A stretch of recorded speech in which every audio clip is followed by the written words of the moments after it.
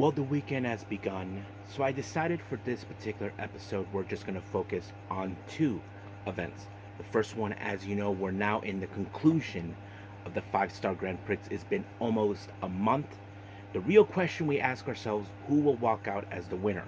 As you know, we will have two semifinals in the Red Star blocks and, of course, the Blue Star.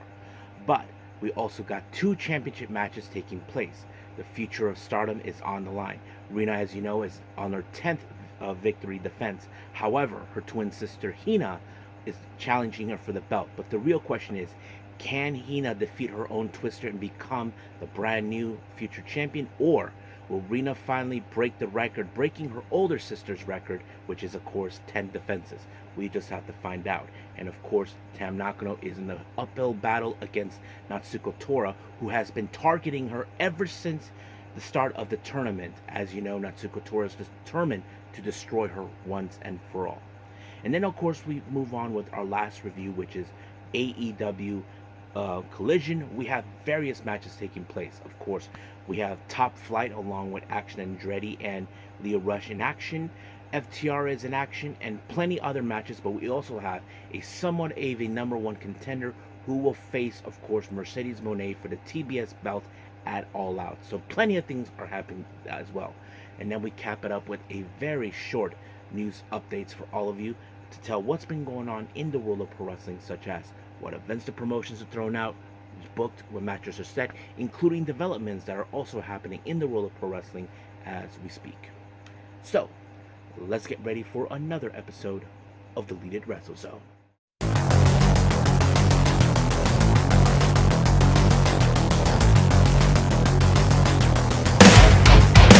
Are you ready? Get up, get up! Get up, get up! Get up, get up! Get up, get up! Get up, get up! Get up, get up! Hey everyone, welcome to the Deleted Wrestle Zone. All things that is pro wrestling with AEW, NXT, New Japan Pro Wrestling, TNA, the National Wrestling Alliance, various promotions, wrestlers, matches, and championships. I am your host, J Rod here. So, if you are new to the channel, welcome. This is a channel where we do a lot of pro wrestling reviews from various promotions, not only here in the United States, but also in Japan, Mexico, Canada, Europe, the UK, anywhere in the world. Pro wrestling is not as big, but it continues to grow. We also do discussion videos, talk about various topics such as the wrestlers themselves, the promotions, factions, storylines, whatever we want to talk about.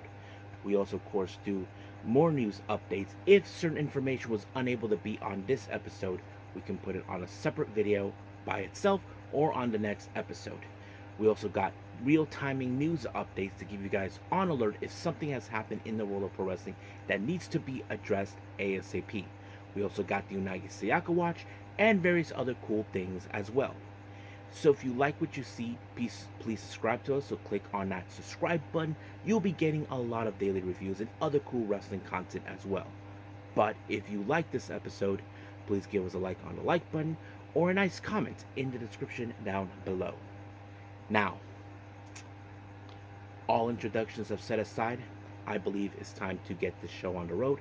So let's begin with Stardom.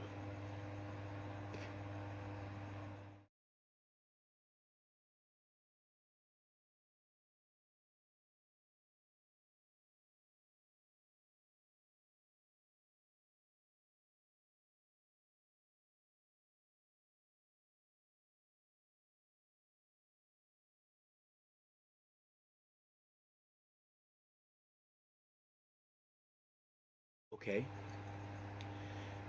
Now the conclusion, as you know, it's been one hell of a month. Well, for me, as you know, I was a bit stressed because we had to deal with three different round robin tournaments. Because we had the G1, N1, and then this, of course. But I'm glad that the G1 and then is over. This is coming to an end. We're not done yet with the N1 victory, but however, we do have the Dream Star as well. But that's going to be for the next episode. I was unable to do that, and I'll explain that at the end of this episode. Now, let's begin, of course. I did not watch the pre-show, in case anybody asked. The pre-show features Waka Tsukiyama versus Rian. Waka won the match, but however, I did learn that Rian said that she has finally gonna make her decision what unit she's gonna be. Waka is 100% confident that she would join, but I have a feeling she already is gonna join either. Some people say maybe Neo Genesis or possibly, I don't know. I would like to think maybe Stars. I'm not sure, but we'll just wait and see. Now, our official match is the Cosmic Angels, or should I call them Young Kozen, of course, or better known as Sakurada, Aya Sakura and Sayaka Kurara teaming up. They face against one of the best tag teams in Stardom, FWC. As you know, it's Koguma and Azuki. Now, there was a moment you did see, of course, Kurara doing the bear dance with her. But when it comes to everybody being serious, that's when we jump in. And of course, we were going to see bear tricks coming from Koguma herself. But in the end, it was Koguma who picked up the win with the diving body press onto onto Sakura to pick up the win. I mean, it was not a bad match, but it did show, of course, FWC still is dominant, but this is a life lesson for both Sakurada in order to learn that they do have the potential, but they just got to work more on their team up. Even though they are a good team, but they got to work more. Our next match, as you know, is part of the semifinals of the Red Stars. So who will walk out as the winner? We have Maika versus Mayu Iwatani. Now, of course, some of you may think Mayu is going to win this one, and that's practically the logical choice. But nonetheless, we cannot deny of Mayu Iwatani of her accomplishments, her achievements that she's done. But Maika, as you know, she's more determined than ever because she wants to regain what was taken from her, and that is the red belt. But it was Maika with the Michinoku driver that put her away to pick up a win. Now, here's an interesting fact here. A part of me would like to think that maybe if Maika doesn't win the tournament, she may have an opportunity for the IWGP Women's title. She does have a shot since she pinned Mayu Iwatani. She could put that in her back pocket and challenge her for another later time. So we will see. Our next match is the Blue Stars. We have Saya Kamitani versus Hana. Now, of course, many people predicted if Mayu Iwatani won, it's going to be mentor versus student, and that was it. But however, this one, of course, Hana has to face against the deceiver known as Saya Kamitani. No, I didn't call her deceiver. The only person who I know has been calling her is this guy named Meerkat Ultra. He calls her that all the time. But however, of course, Kamitani has pulled off the victory when she applied a Frankensteiner in giving her the win. Now, we will see Maika and Kamitani in the main event. One of them will walk out as the winner, but we'll get to that. Our next match, this is the last time Stardom will see Anna Jay, and of course her opponent is none other than Momo Kogo. I thought the match was okay for instance, but I feel like this is a proper one because Momo, as you know, she in fact can speak English, but it was Anna Jay who picked up the win and with the Screen Slayer, and she said that she's going to cherish every moment. She may not have won or did however she felt in this tournament, but at least it helped her learn a few things, and hopefully one day she will like to come back. But as for Momo, she mentioned in her post-match comments that it was an honor for to be Anna Jay's last opponent, but she did state that they both have something in common.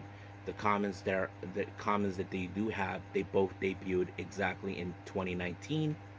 They've both been injured, but they do have another common denominator, Mariah May. Remember, Anna Jay defeated Mariah May once before, and of course Momo Kogo has a problem with her, calling her a loser, if you guys remember that.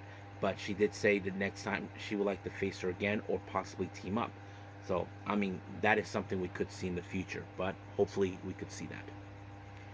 Our next match, we have two of the most strongest individuals in Stardom, Xena and Saida. Now, of course, I always say this, never underestimate Saida due to the fact that she is the shortest, but she is the strongest individual in her hands, and man, she gives some mean chops. But as for Xena, we have seen her improve a whole lot since her return to Stardom, and she was able to pick up the win with the Thunderstruck, and also during the post-match, she called out, of course, the high-speed champion. May Sira. Now, some of you may question why would she challenge her for the high speed belt. I can think of one specific reason. There is another common denominator involved in this. In this one, I mentioned her name just recently, Mariah May. Mariah May doesn't like May Sira because she thinks of her, she's a pest in her eyes, but it would make sense. So we will see what happened until then. Now, our next match, we have a very interesting 10-woman tag match. Team number one, Risa Sera, teams up with the members of God's Eye, consistent of Rana Yagami, Lady C, Saki Kashima, and Shuri. But what I like about this is that Kashima is trying to drag out Risa Sera into the mix. I'll get to that in a bit. But their opponents are none other than the newly formed team that's now been showing headways, and that is, of course, Neo Genesis. Miyu Amasaki, Suzuki, Mai Sita, Azumi, and Starlight Kid. Now, this match was pretty good, I have to say. I like it. Not to mention Kashima, she actually was all business in this particular match as well. She wasn't playing any games. But unfortunately, in this match, it was Yagami who ended up taking the loss after she was put away by Starlight Kid with the moonsault, and just like that, it was over. However, as you know, they're trying to God's Eye are trying to convince Risa Sera to join, but this is gonna be fun. I mean, I never seen Saki Kashima. She is, I have to say, she's a good recruiter. I'm not gonna lie about it. So I think Shuri should value that, but we'll see. But as for Neo Genesis, even though they did pretty well as individuals, but now their main focus is tag team gold. So we will see what happens until then. But right now, let's keep moving forward in this whole thing. Our next match, we have a 6-woman tag match. Team number one, we have Hate, taking consistent of Raka, Konami, and Tekla versus the Cosmic Angels, Yuna Mizumori, Saudi Anu, and Natsupoi. So I thought this was a very impressive match. Now remember, as you know, the respected leaders will challenge each other for the red belt. That is something that has been common. But of course, there were going to be some interesting moments in this. But the biggest moment is Yuna Mizumori finally picking up a win against Raka when she applied the Supergirl, and just like that, she won. And she has won one of her proudest moments. But however, she hasn't defeated Raka in singles match. Remember, she beat her in a disqualification match that led her to become part of the 5-star, and yet she lost to her during the 5-star. I'm sure we're going to see some sort of rubber match between those two at some point, but we will see what happens. Now, our next match is the Future of Stardom Championship between two sisters, twin sisters to be exact, Hina from God's Eye and Rina from Hate. Now, remember, as you all know, I mentioned this before. The consecutive victories is 10 so far. The one person who had the highest is Hanan, Hina and Rina's older sister. And Rina is determined to break her older sister's records, and Hina is determined to stop her from there. So it was a pretty good match. I mean, Hina, who hardly we see her that much because due to her studies, and Rina thinks that, that she has been there the most and Hina hasn't. Well, Hina could have won, but however, it was Rina with a submission move that allowed her to pick up the win. However, this was a disappointing loss to her, and of course, Rina has broken the record. However, of course, we did see a moment where Hana was applauding for this match. I mean, watching her two sisters be right there, that's very memorable. The last time she was like this is when Rina won the future belt from from Ami Sori.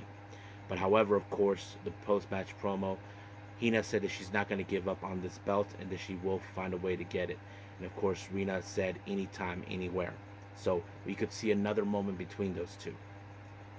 Now, the moment we've been waiting for is the World of Stardom Championship, better known as the Red Belt. Now, as you know, Tam Nakano never lost the belt. She relinquished it after last year when she injured her knee, all thanks to Natsuko Tora.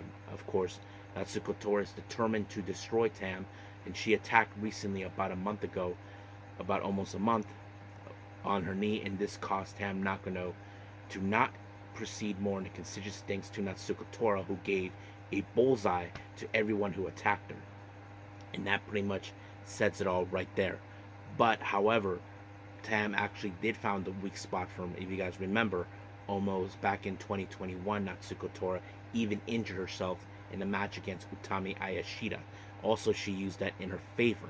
But at some point, when things seemed that Tam was about to win this match, Hate decided to get up. Hasari Ano, who was in the commentary booth, decided to abandon her duties and help out Tam. And that's exactly what happened. This is the first time we actually see Cosmic Angels do something.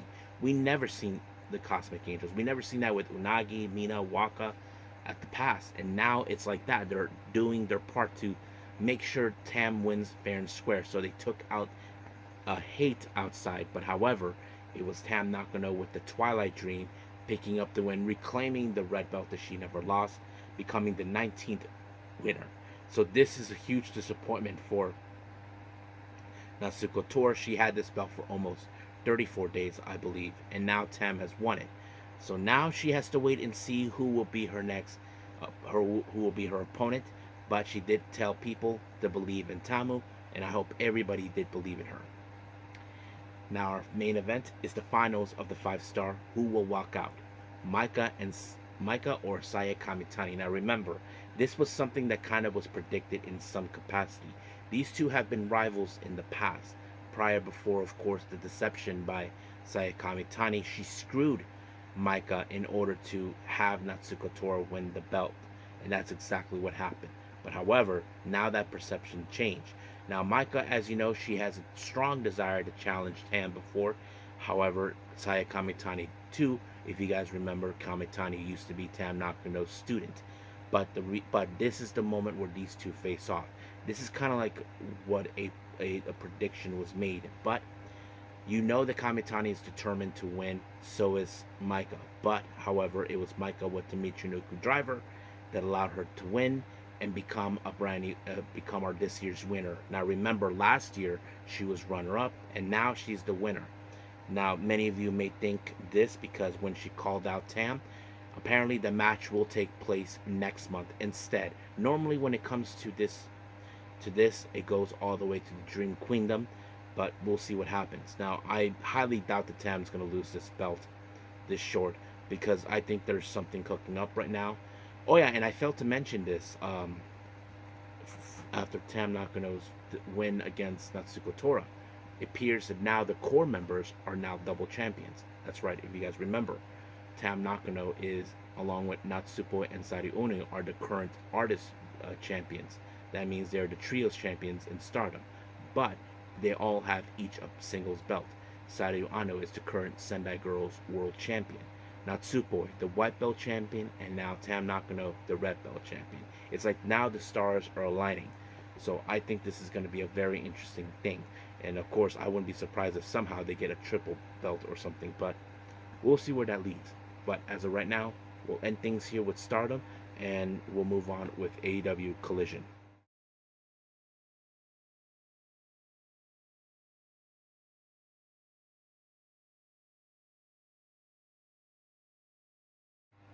Okay, AEW Collision.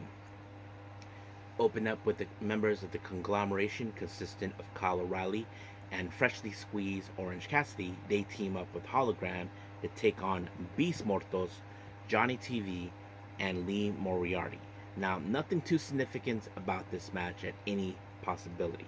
Of course, we do know how what each person is capable. Beast Mortos is a dang beast. Johnny TV is very agile and very athletic. And as for Lee Moriarty, one of the most interesting technical wrestlers that we've seen. And of course, he's a current Ring of Honor Pure Wrestling champion. But however, in this particular match, it was Hologram who picked up the win onto Johnny TV with a somewhat of a modified crucifix. And just like that, it was over. Next up, the Bang Bang Gang. Austin and Colton Gunn and the Hard Rock Juice Robinson, they take on, of course, the Premier Athletes. Now, of course, the Premier Athletes need to shut the hell up all the time because they are effing annoying thanks to Smart Mark Sterling's. But it was, of course, the Guns who picked up the helped to pick up the win when they applied the Intense Una onto Woods. But it was Colton who picked up the win by pinning him. 1, 2, 3. Good night, Woods. Now, as you all know, I did review the New Japan's Capital Collision. However, she is now issuing a challenge to anybody who's either willing to challenge her, either for both, either for the TBS belt or the New Japan Strong Women's belt. So we'll see what happens until then. Our next match, we have one of the best tag teams, FTR versus the Undisputed Kingdom, consistent, of course, of Matt Taven and Mike Bennett. Now, of course, Taven and Bennett will prove themselves that they are also amongst the best. But FTR, who, as you know, has been one of the most impressive tag teams of this modern day, you know how they will work. But in the end, it was, of course, a pinfall by Dax Harwood onto Taven to pick up the win. But however, in the post match, they were ambushed by none other than the grizzled young vets, who are sending a message to the tag team divisions, because they are sending a statement that they are not the best tag team, that they are the ones who are the best tag team. So we will see where that leads us. Now, in the back, we see Lance Archer leaving a trail of bodies, beating up anybody who gets there, and of course giving his little catchphrase, "Everybody dies." Yep, he's not wrong. Our next match, we have Top Flight, Action Andretti, and Leo Rush. They team up to take on the Iron Savages. All three members, Jack Jamison, Boulder, and Bronson, along with Turbo Floyd of the Outrunners. However, the Savages are not too keen on having Turbo Floyd, so they've been trying to. They tagged themselves in. This is like take a hike, loser. That was doing it. I mean, I feel like they needed him to rely on, but nope. The Iron Savages just don't see him as that guy. I mean, you would have thought so, but no. But Jack Jamison was one in fault for losing the match when Dante Martin actually picked up the win with the frog splash. But one thing that was interesting about this match, I had to say, Top Flight, Action, and Leo worked together very well. Not to mention they did that suplex on Boulder. I'm like, that really is amazing. Now we do see a little before an interview with Lex Nier. She talks to Queen Aminata and Serena Deeb. As you know, they are part of the main event, where whoever walks out as the winner will challenge for the TBS belt at All Out. So we'll see what happens until then. Our next match, we have Kyle Fletcher versus Tomohiro Ishii. Ishii, as you know, one of the toughest SOBs on the planet. You would think that he would put everything in front of him, put all the power and stop on Kyle Fletcher. But no, Fletcher, as you know, has a killer instinct. He was able to pick up the win when he applied the tombstone, and just like that, it was over. Now, we do see another interview with Lexi with Pac this time. As you know, Pac is like saying, I don't want to hear about this whole thing with my Wembley moment. Yes, I have it. But that wasn't the problem he was dealing with. As you know, he has one thing in his mind, and that is Will Ospreay and the international belt, which is something that has been on his mind. But however, he got in the he was later got in the face of Kyle O'Reilly and Orange Cassidy, saying they will team up with Will Ospreay in a trios match against the current AEW World Trios Champion. So we'll see where that leads us.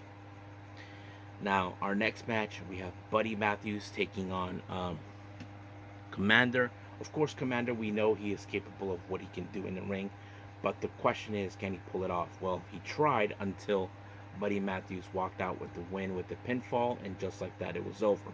However, Brody King shows up to do something, and then all of a sudden, MXM Collection seems like they issued a challenge to Buddy Matthews and Brody King, and I'm like thinking, guys, you're gonna need it, because I'm sure these guys are not gonna play games.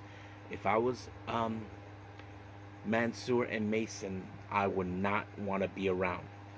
We'll be careful. So we'll see. Now our next match is a four-way, for whoever walks out will meet Mercedes Moné for the TBS belt. We have Hikaru Shida versus Serena Deeb versus Queen Aminata versus Thunder Rosa. I thought the match was pretty good. I thought it showed exactly who is more deserving to challenge her. I mean, it could be anybody, but it was Hikaru Shida with the katana onto Queen Aminata that allowed her to win, and she will meet her at All Out. So can't wait to see what happens from here on out when we get to All Out. So I think that's pretty much it what we have for our news updates. So for our reviews, let's move on with our last and final thing, news updates.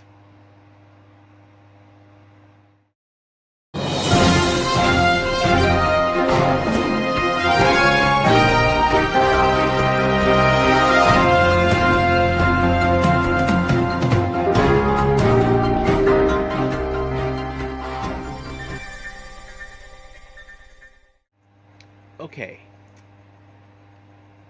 Um, let's welcome to our news updates. So this is what we have. This is a bit of a shorter one now. We have two coming from the upcoming events. The first one is from Deadlock Pro Wrestling with their upcoming event Super Battle. They'll take place in October on the 13th. And they just announced that Kenta will be making his appearance. And of course, another match was announced for the upcoming King of the Indies on November 16th. A match has been announced for the first round, Starboy Charlie versus El Cucuy. Now, let's talk about certain developments here. Now, many of you may remember not too long ago, there was a photo that was posted between both and Drew McIntyre and, of course, Jack Perry. Now, some of you are saying, is this a direct insult between Drew McIntyre and Jack Perry towards CM Punk? Well, this is what exactly what Drew McIntyre said during Gorilla Position. We are on the same flight. He was just right in front of me. I had a chat with him. Lovely lad. His girlfriend's really nice. Flying to LA, just said, "Hey, we should take a picture together." We were both wrestlers, and I'll put it on internet. Gotta give a little rub. People reacted crazy. I mean, no kidding. I mean, people were reacted when they saw this, thinking that this was a direct insult to CM Punk.